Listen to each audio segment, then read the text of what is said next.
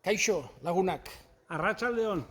aurtengoan ere berriz ere San Miguelgo gurutzen eguna gerturatzen ari da, eta aurtengo egitarauare nola baite nahi ginuke pixkat konpartitu zuekin urtero bezala, iraileko lehenengo iganden izango da, irailaren 3an, eta 12 laurden gutxitan abituko dira gurutzeak uhartetik heldu den pistako bide gurutzetik.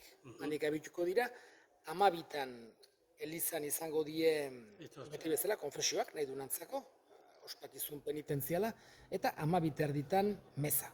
Horixe izango da egitaraua.